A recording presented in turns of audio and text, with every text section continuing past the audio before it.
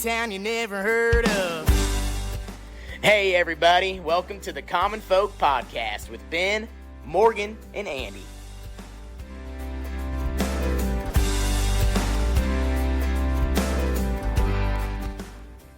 Welcome back to the Common Folk Podcast. Yeah. Hi, guys. How's it going? Excellent. You can actually feel the weather churn here. Oh, you know, there's a for crispness sure, to the air. It was so beautiful yesterday and today. Yeah. And then it's going to get blazing hot again. Yeah. This weekend. Heat up for the weekend. Yeah. Like 90, 100 here. Mm-hmm. We're the middle of August, and things are definitely turning. Mm-hmm. I mean, as far as like you're feeling those different temps. You're feeling the north wind came in yesterday. It has a bite to it. Yeah, there was a good breeze. It cooled everything off. Like Mm-hmm. there's a lot. It's going down that road already. Yep. And got my first football broadcast this weekend. So, Oh, yeah. who's playing? Class B. Okay. Beatrice taking on Elkhorn North, that new school on the north side of Elkhorn. Now, this is actually the third year of being around, but this will be their first year with seniors. Because when they start these new schools, a lot of times they allow the seniors to stay in their established district, with their school that they've been with for 3 or 4 years. But this will be the first year that this new school will actually have a senior class that has been playing or been part of the program for 3 years. It seems early to have a team already ready. They must have really been practicing for a while. It is considered week 0, but that's kind of mumbo jumbo to me. It's like, no, it's week 1. Yeah. It's the first week of football. Mm-hmm. But Why do you give them a week 0? Like it's a bye know. week? Like I that's don't weird. know. Go. Well, we had essentially the first day of football yesterday. Yeah. But that's just like practice. I mean, these guys are ready to like throw down But on a game. they'll start playing in a couple of weeks. Yeah. Mm-hmm. Yeah. I mean, that's junior high kids. So True. they had all their equipment issued, Yeah. their lockers, all the things. Now it's time to roll. And they've been doing the 7-on-7, the passing camps and all that stuff all summer. So they're ready. They're ready. Yeah. They're ready to go. Huh. It should be a lot of fun. Mm-hmm. Well, you guys ready for this one today? Speaking of ready to go, what are we talking about? Well, we have been chatting about a couple of random topics that are going around, and something that's about to hit here in a little under a month here in Nebraska, and it plays all across the country because it's actually happening in a lot of different states. Yes, it is.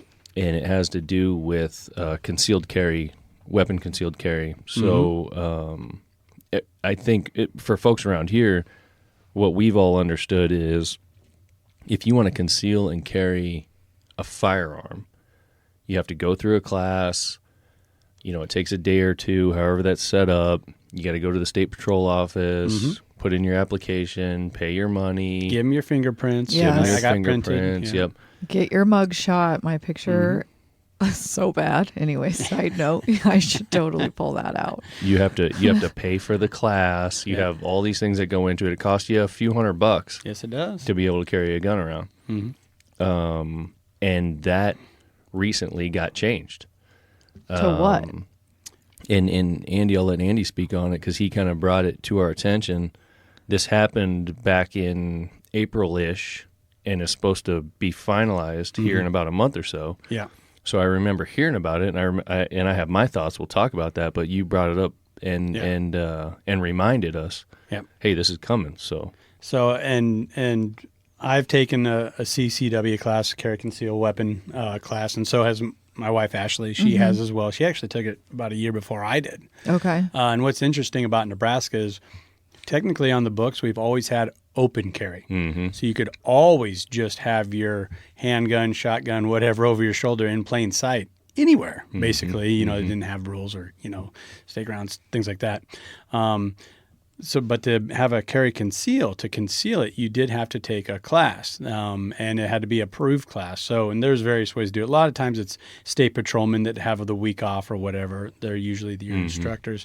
And Ben, usually a class costs around $100, $150, and then you got to do a few other steps follow up with that.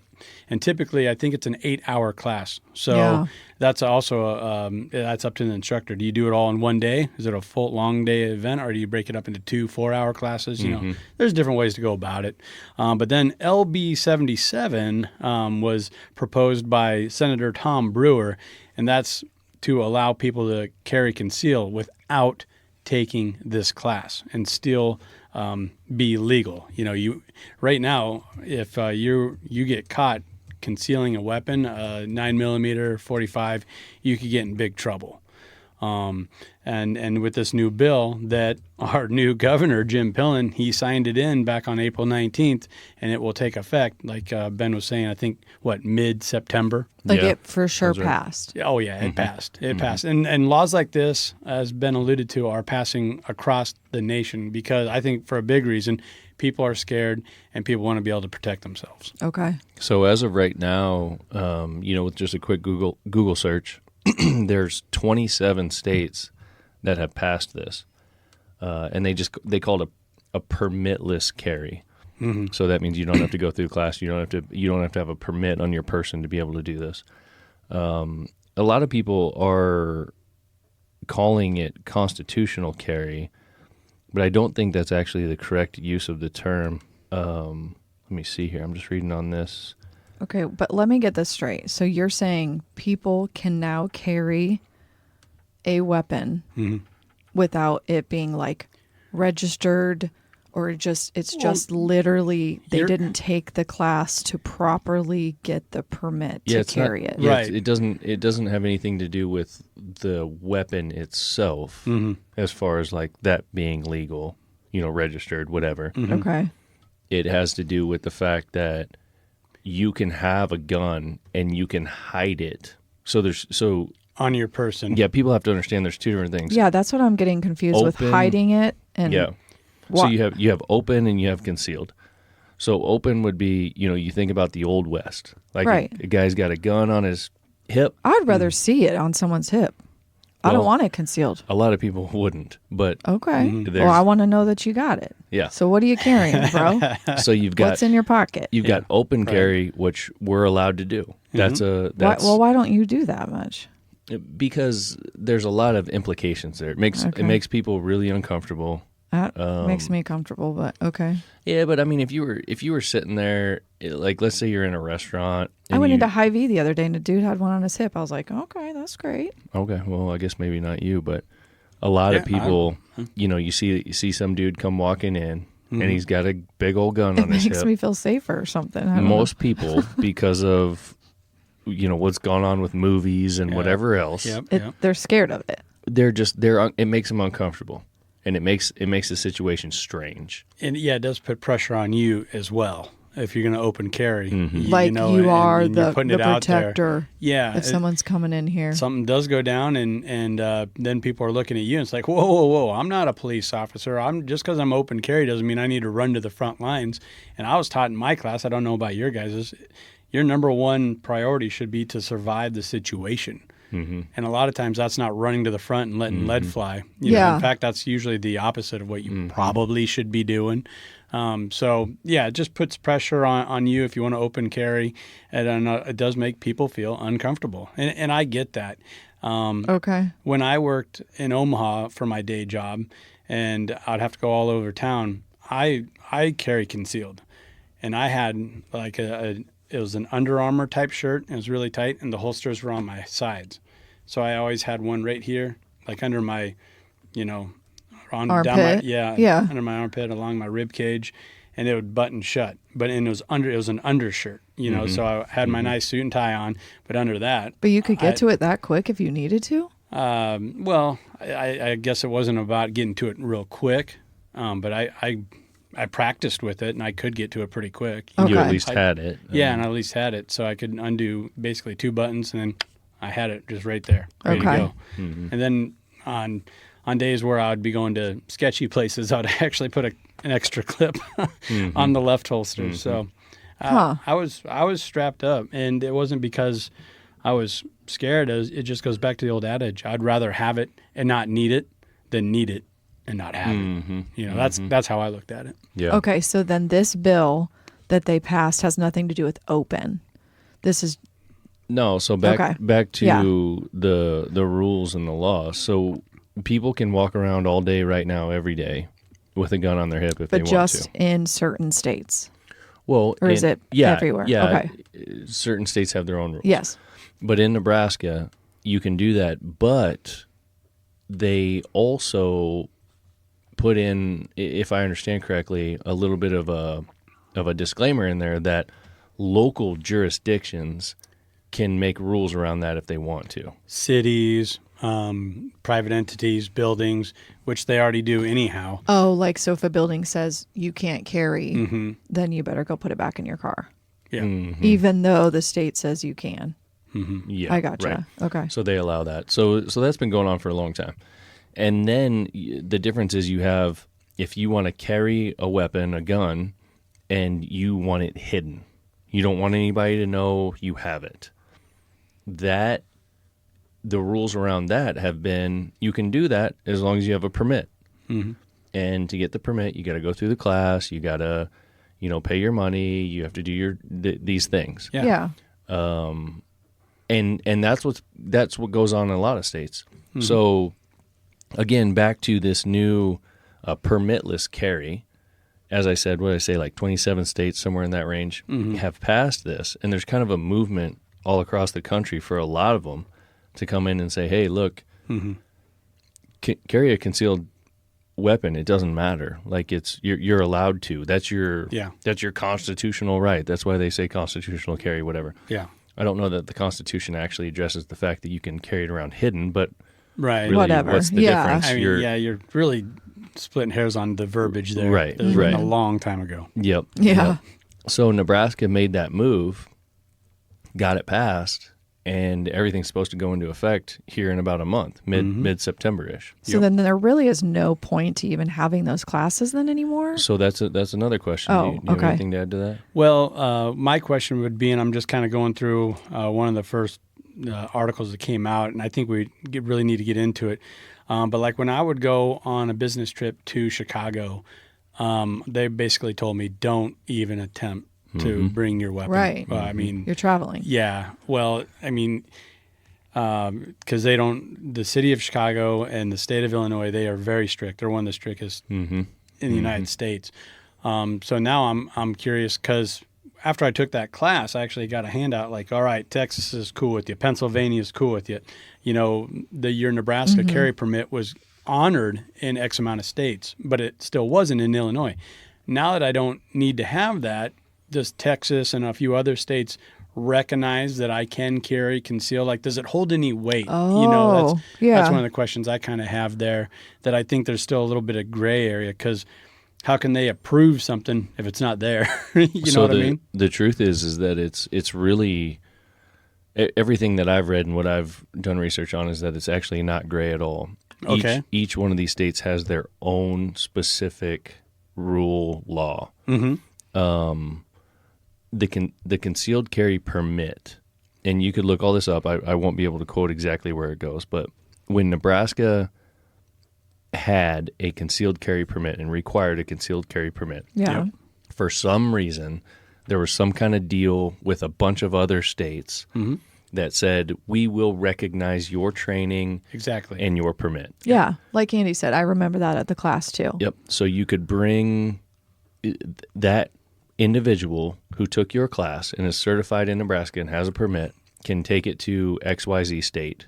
But these other states, they can't take it to. It's not recognized.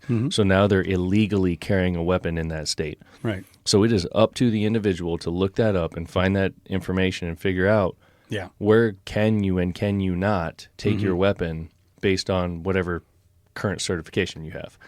Now, that being said, the permitless carry, as we said, 27 states at this particular point have approved it. So that means that you can carry a gun in those 27 states other 27, concealed okay. without worrying about it. Yeah. Oh, but the other ones The other ones you cannot. And that's what I imagine. It'd pretty much stay the same. Like, if they recognized it beforehand, they're going to recognize it now. Like, Kansas is going to honor Nebraska's gun laws. Nebraska's going to honor Kansas's gun laws. So I think what most people who are in the community are hoping is that this permitless carry movement makes its way across the majority of the country. And then you don't have to worry about where do I have a permit, where do I not have a permit, Yeah. where am I allowed to, where am I not allowed to. Yeah. They want it to just be open, like that anybody can do it wherever they want. Yeah. That's what most of the people in the community are thinking. Yeah, they're trying to put pressure on the feds to go ahead and make a sweeping rule like, yes, we acknowledge it. And it's kind of funny, like, I think kind of how a lot of this originated, and it does this with a lot of different laws, regulations. The government, like, this isn't our bitch. This is on the states. This is why we passed all these things so you guys could control yourselves. Well, now, I don't know if they like the way that the tide has churned as far as this one has gone. Because the states are like, all right, fine. We're tired of crime. We're tired of good people getting mugged. We're going to go ahead and let them protect themselves now. Yeah. So I've got a buddy that we've talked a lot about this exact topic, and he does a lot of research and spends enough time in Minnesota that he feels like he needs to figure out how that works. So our current permits and permit lists doesn't let you carry in Minnesota. No way. So now his plan is, I'm going to travel to Minnesota. I'm going to find a class, take a class there, become certified in their state. Their state has connections with a bunch of other states that Nebraska doesn't, and it gives me the ability to carry in all of these other states as well. Okay. So essentially, like, I'm going to run all over the country and just take everybody's classes, and then I can carry wherever I want. I mean, that makes sense, but that's so stupid. Like, why the freak do you have to do that? It's dumb that you have to do that, for Yeah. sure. Yep. We used to go fishing in Canada a lot, and we were always told, like, well, if you want to come back, you want to go bear hunting, or you want to do this or that, or just have a handgun on you, like while you're out in your cabin for a week or two. It's just easier to just buy the firearm in Canada and just have it live up there and be waiting for you when you get there. Rather than bring it. But I think it used to be pretty relaxed, especially for like deer hunters and bear hunters. That's a huge part of their economic, tourism part is fishing and hunting. Yeah. So I do think that it used to be a lot easier than what maybe it's turned into the last couple of years. But speaking about fishing and hunting, do you have to do that with hunting? Like if I wanted to go hunt in Colorado, I have to be permitted there? I mean, no, this is different. So, but no. So hunting is different. Okay. And transporting guns that aren't concealed is also different. So, if like say you have a hunting rifle and you bought a permit in Colorado or whatever. But you just could buy a permit. You don't have to like take a class in Colorado to be certified in Colorado. No, because you're talking. There's a difference between handguns and concealing handguns, and then hunting rifles. Yeah, big old deer rifle or a shotgun, 12 gauge. Yeah, whatever. Obviously that's not going to be concealed, right? Yeah, they get considered different. So there's certain rules on how to transport those and not have them loaded, and all that kind of stuff. Okay. And some states do. Okay, you're not 21, you do have to take a hunter safety course or something like that. Right. And that's a little bit more relaxed. Where if you have a Nebraska hunter safety, Iowa and everybody else is usually going to recognize that. You don't have to take a hunter safety course, which is basically the exact same materials and handouts, across the states. Sorry not to go that way. So but with the concealed carry deal, I think what we should dig into is like one of the big oppositions to this permitless carry is a lot of people are saying, well, now we're going to have a bunch of untrained people out in the wild carrying guns. They haven't been through any classes. They don't know what the heck's going on. Anybody can go buy a gun and they can put it in their pocket and, run around and cause all this trouble and blah, blah, blah. Yeah. Okay. All right. That's doomsday. Let's talk about the class itself. How many have you been through? Concealed carry. Concealed carry, I just took the one. So we been through took two. the original. We took one originally and let our permit lapse. Oh, no. On accident. I never even actually went and got it. He got it, had it, and then it lapsed. So then you had to take a second one. You have to redo everything. Yes. Yep. Dumb. So we've taken a couple of them. So between the three of us sitting here, we've been through 3 different classes. tell me, as a outdoorsman, as a gun owner, as growing up around all that, what did you think about the class? Simple. That's a one word. It's simple. Mm-hmm. But that wasn't the first time that I've fired a handgun. It's not the first time that I've been out to the range. And one thing that my instructor kept saying, and I agreed with him wholeheartedly, and I probably need to do more of it, he said, don't let this be the end of your training. This should be the start of your training. And the more comfortable you can be with your handgun, the better for everybody, right? And I agree with that. I guess to push back on those people that are afraid of doomsday scenario, where now we're going to have a bunch of untrained people, I think it's going to inspire more people to get trained. They don't have to jump through a bunch of government hoops. That's tinfoil hat people. Now I don't have to go in and give them my thumbprints, And Ben, I was talking to you before we got on here. It sends me down this weird rabbit hole where it's like, well, who's telling me how I can protect myself or my family to begin with anyway? If I want to go see Mount Rushmore, family vacation, and I want to have a handgun on my side because crazy stuff happens, and like I said, I'd rather have it, not need it, than the other way around. Who should be able to tell me that I can't protect my family in that manner? Yeah. Babylon Bee, those guys, they're fantastic. The way that they can take a heavy topic and infuse it with humor and lighten it up a little bit. And they're they're doing this cutaway interview of this guy that's up for like 24 different murders that he's usually doing using a handgun. He's like, yeah, these new handgun laws, I just don't know if they work for me. I mean, it's going to be a lot tough, Yeah. He goes, I guess I'll recognize them, but I don't know. It's not what I want to. Yeah. So the point is that criminals aren't following them anyway. Exactly. Yeah. But excuse me, to what you were talking about with the class, you said simple. It is extremely entry level. And the instructor, rightfully so, says, this is just the beginning. You need, after you do this, you need to go on and you need to, seek out more training. Right. And the instructor is 100% correct. Yeah, I agree. How many people do that?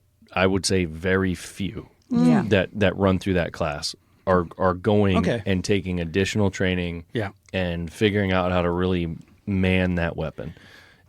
What I saw in the classes that we went through, and in particular the first one that we went through, there was a lot of first-timers, which is cool. I'm down with it. Bring them in. Bring everybody in. Let's have everybody learn this. And there is a shooting component to that class. So you go through the classroom, which I think is the most beneficial, first of all, the classroom part, because these guys talk about a lot of the laws. Right. And a lot of things that people may not have realized. When to think about having your weapon, where can you bring it, where can you not bring it. To me, that's the most beneficial part of that class. Then we get into the shooting. And I can't tell you how uncomfortable the shooting experience was with half of the people in that class. And it was like a 30-person class. A bunch of rookies. I mean, guns getting waved all over the place. Yep, you're getting swept across, barrel doing this number, going... Right, getting flagged, bad trigger discipline, having one in the chamber when you shouldn't, like all the things that go along with that. And that is why those additional classes are so critical. Or, at a minimum, find a buddy who knows this stuff and go spend time with them. Walk through it with them. That's really the most important stuff. So to me, the class itself, the permit that you get has very little value. The value to me that it brings is that you get exposed to some of the law, and that's about it. And you pay them $150. Right, and you get the permit. Yeah, and then you get a permit, and now you're, and it almost gives you like a, I don't know what's the word, like now I have this. A false sense of security. Yeah, false sense of security, a false sense of authority. Like, look at this card I have. I'm so cool. I can carry a gun around anywhere I want. Without really taking the actual responsibility of what you're doing. And when it comes down to it, it's like so many other things that we talk about. It isn't about some class. It isn't about the rule that the government places on you. It isn't about any of that bullshit. It's about you taking responsibility There you go. for what you are going to do, for the actions you're going to Yep. take. And that right there, that's an underlining thing that I love about this LB 77 in Nebraska. It's actually giving responsibility back to the people, which it never should have been taken away to begin with. That was part of my, well, who are you, Mr. Governor, or this or that, to tell me I can't protect myself? When you're surrounded with people with handguns, you Right, might have one on you. 100%, yeah, You know, 100%, like, Yeah. I mean, it's such a contradiction with a lot of these puppets on TV, scream from the Yep. rooftops and everything else.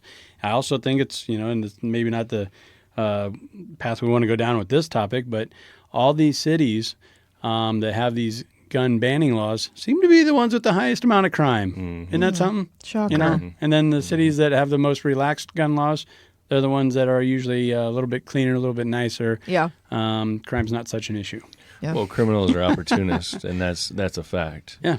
And when the opportunity is more ripe, that's when they decide to do crimes. Of course. When they know in the back of their mind that, oh, shoot, we have a potentially armed population here that didn't have to jump through a bunch of hoops. Yeah. I have more risk at going and robbing this place because someone might stop me. And I think there's like a wild stat out there, like it's somewhere around 100% of all mass shootings are done in gun-free zones. And then people say, oh, what about Texas? Don't forget about Texas. No. That was done on the university, and that was a gun-free zone. That guy knew exactly what he was doing. Like you said, he was just being an opportunist, being a coward. Yep. And he didn't get stopped until somebody, a good guy with the gun, stopped him. Like Pierre, the former spokesman, chairman, whatever, for the gun right law. NRA. The NRA said. Yeah. Yep. So Yeah. how did this get started? I guess, has this been like years in the works, or, you know what I mean, for them to pass this? Well, this Senator, Tom Brewer, that proposed it, he's a good old boy. And I actually interviewed him for my hunting and fishing show. He's from out sweet. west. He's a veteran, the whole 9 yards. Okay. So he's the type of guy that you actually want in that position. And I think he's So always he's pushing it. Yeah, I think he's always been wanting to push a bill like this. And now that Governor Jim Pillen was brought into office, and he comes from a long line of hardcore Republicans that are for this type of stuff. Yeah. Typically, it was a good opportunity to do that. And just the climate, like Ben was talking about, how a lot of other states are starting to do this. And it's being driven by the people that want to be able to protect themselves because, let's face it, they're afraid and things have gotten out of control in some of our beautiful cities. It's just, it's not right. Okay. And like you said, I mean, people don't want to be told how they can and cannot protect themselves, Well, and it's also, like I mentioned, we've always had open carry, but that puts everybody in kind of a weird spot. So, I mean, if, let's say I did get busted for carry conceal, I could just take my shirt off or whatever, put my shirt under it, and all right, now I'm fine. Okay, see you later. Right. You know what I mean? Yeah. Like, it was just so Yeah. kind of weird. I just keep thinking about, why do I think that is, why am I comfortable with that? Well, I mean, Maybe it's because your dad always had yeah. and his gun on him, police being a officer. cop, and like, I Could don't have been, really know, yeah. or like I see you have it, or I don't know. You grew up in an environment where you weren't afraid of firearms, and No. that's really good. Right, but I mean, growing up though, my dad didn't really ever have it, or we've talked about this before. We didn't ever go hunting, or he had one. Well, you're hunting adult. gun, but I guess you're but adult life. Yeah. Yeah, that's. I mean, since we've been together forever, and yeah, Yeah, well, that's true. And your mind goes to straight. When you see a gun, you think, "All right, now I'm better protected." That's another Yes, good guy with a instead gun. of feeling intimidated. Exactly. But other people feel that way. Okay. Yeah. Yeah. It's Do we think any more states are going to jump on this and be I'm sure. 28, 29? We're not ever going to get all 50. There's no way. But Well, no, yeah, there's plenty Okay. that won't go down that road, but currently, based on the numbers, I haven't done this research myself, but I've seen it. But based on my buddy who digs into a bunch of this, the downside is the Nebraska concealed carry permit gives you more states that you're allowed to carry in There we go. That's what I was looking. Okay. than the permitless I carry wondered law. if it was going to be even, like if you compared the two. Okay. So that's currently, but I mean everything has to change in one way or another. You know, like it goes back to that old thing that I've always said, like things will get worse before they get better. So if you don't want to go and take a class, you just want permitless carry, it's going to get worse. There's going to be less places you can take it. But there's a lot of states working on that, and eventually that's going to catch up, most likely. So you think they're going to just completely go away with the carry? What do you mean? Like the class, I'm sorry. Well, Eventually. as of right now, the class is still available. Right, but And in states like Nebraska, if you want to have the legal carrying capability in some of these states that don't have a permitless carry, and they recognize Nebraska, then still go take the class. right, but that's what I'm saying. Do you And think then you get that, eventually and then you get that permit. it'll go away? Like It knows? might. It depends on how many states adopt it. I think. You know. And I think everyone agrees it's a very good idea to take the class. I mean, And honestly, I learned a lot. Yeah, and I think this freedom to have it, I think it's going to work in a way where it inspires more people to take the class because they're going to carry conceal that first time, and they're going to think to themselves, well, what if I did get put in a position? I want to know what to do. I want to know how to handle it. I think it's all positive. I think it's very good, and there might be a flub up or something bad happens. I was watching an old Western movie with my brother-in-law years ago, and this guy disagreed with that guy, right? And it's a movie, so they got up and shot at each other, and one bad guy died, and good guy's like, see, I told him he should have shut up, right? Like, if that was the scenario in today's, you would have a little blow up like that every now and then. But typically you wouldn't, because manners are better when your own life is in the balance here. Right. Like think of how gross some of these fans are at games.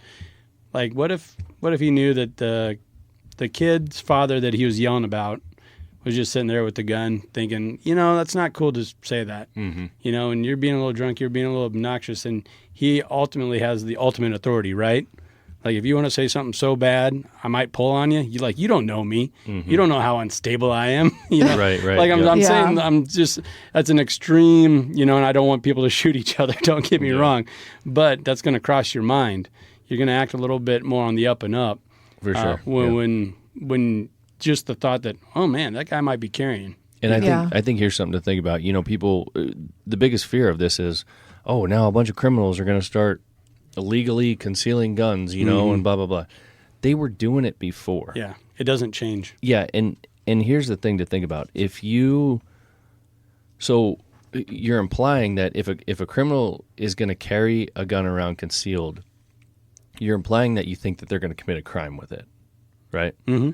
So if they've already made the decision that they're going to commit that crime in the end, then why would they be worried about committing the crime of carrying it before it was legal? Yeah, that's the weird assumption. They're not worried. They're not going to be worried about crime number one when they're also not worried about crime number two. Exactly. It doesn't even make any sense. It's not logic. You can't even get to step number two with me. And that's what I was talking about, that Babylon Bee skit, where the criminal's like, oh man, now I'm going to have to go take a class. 100%. Yeah. No. 100%. Yeah. I mean, is there a chance that more people are going to be walking around concealing guns? Yeah, there is. And that's great. That's a good thing overall. Yeah, it's not that bad. Yeah. But it's also a reason for everybody to understand, get trained up, get out, get involved. There's plenty of organizations around here. Sure. That you can go join, or you can just go take classes at, or you can go learn from. There's Speaking a place of that, right down the street that's offering more classes, and I think they're even offering like a free beginner's class. Oh, Just to start that process. When I was talking about the class learning a lot, I do think it was more learning, not really hands-on. There wasn't a ton of hands-on. I wish, again, it was maybe a little bit more for someone that's newer to it. But again, there's not that much time. Like they say, you have to do more of it. They only can teach you the basics. But it was, a gun is like, in a way, like driving a car, like getting a driver's license. You learn how to drive, you go through driver's ed, whatever. But every single car that you get in, operates differently. The controls are in a different spot. The pedal feels different. The brakes operate differently. The car's bigger or smaller. That's a good comparison. The blinkers are in different spots. Yeah. Whatever. Just because you know how to drive, in air quotes, doesn't mean that you can go operate this car or that car or do a good job in a crazy scenario where someone's coming at you 100 miles an hour head on and you have to figure out how to do a last second maneuver. You still have to train for all that kind of stuff. And guns are the same way. Every gun is different. Every single one operates completely different. You're totally wrong here, Ben. A gun's way safer than a car. I mean, I'm sure if we're talking about safeness, but just as far as the numbers go, but just operating it does that. To me, that's a good comparison. Also, the responsibility that I think we just brush over, man. When you get in a car and you don't even have to have passengers, other people on the road, you're responsible for their safety, your safety, the people in your car, in your truck, whatever. And we just kind of brush that over, and there's so many deaths and this and that every year from negligent driving, distracted driving, all this stuff, drunk driving, and we just kind of brush that off. But when it comes to guns or drugs, then our hair stands up, and now we're screaming at each other. Yeah. So that's a great comparison, but I look at it more like the responsibility factor. When you get behind the wheel, you are responsible for other people's lives. And a gun, you can, even if you are carrying, you don't need to take that step. You can just crawl under a desk or run away if something does happen. Absolutely. So to me, there's more responsibility to driving than carry conceal. I don't disagree with that. Yeah, I agree. And the point is like let's say you get in your buddy's car for the first time that you've never drove. You got to set the mirrors. You got to understand where all the controls are. Check the tire pressure. Yeah, whatever, right? You got to get all the feel for how this thing's going to operate. Otherwise, you're going to kill somebody. Right. Yeah. I mean, that's how it is with guns, and it shouldn't be a whole lot different in my mind. I mean, as far as the responsibility, like you said, the responsibility of understanding how this thing operates. Where does my responsibility come in this thing? Now, this LB-77, that's the thing I like most about it, is it's putting responsibility back on the public, back to the people. And that's where it should always be anyway. And like I said, I think it's going to inspire more people to take these gun safety classes, inspire more people to carry, make people not as alarmed, when they do see a gun. They don't go straight to, oh, my God, he's going to shoot the place up. Not have that feeling. And I also hope it goes a step further and it gets some of these lawmakers and our governors, whoever, senators that think, all right, well, we got rid of that one goofy law and we gave people responsibility and it turned out to be a good thing across the board. Maybe we should get rid of some of these other stupid laws that we shuffled in, in previous years. I hope it goes as that far. Yeah, it snowballs that way. What does LB-77 stand for? Is that like an abbreviation for, or do they just give letters and numbers to stupid laws? Well, not stupid laws, to just, you know what I mean? It's a legislative bill 77. Oh, okay. I thought maybe it was I gotcha. Yeah, and this is the first major one that our new governor has signed in and passed. Okay, and so when is this in Nebraska? September?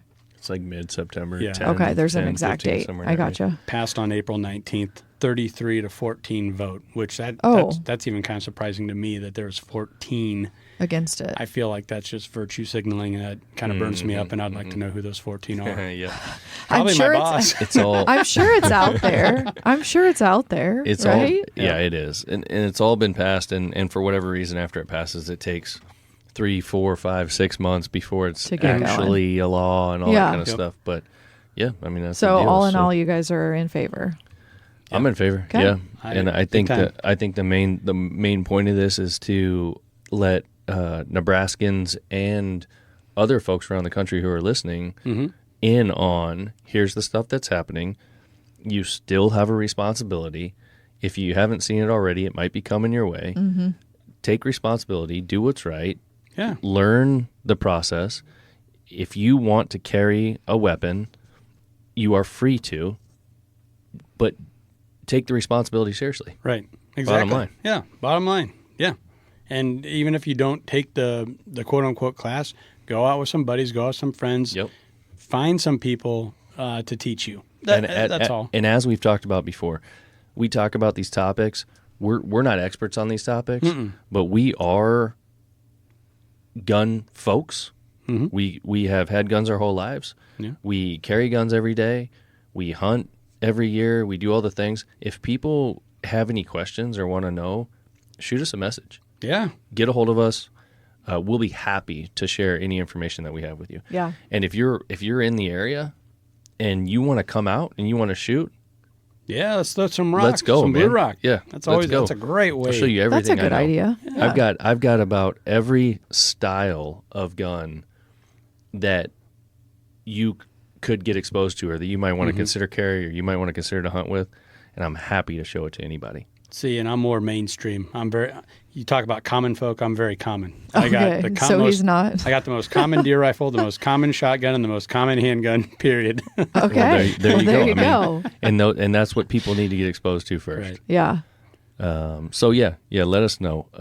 Well, and with that being said, we always talk about leave us some reviews, right? Yeah. Like, if you Right. have So so the reviews hit Apple, the Apple Podcast, the Spotify, Yep. those particular apps. Leave us reviews.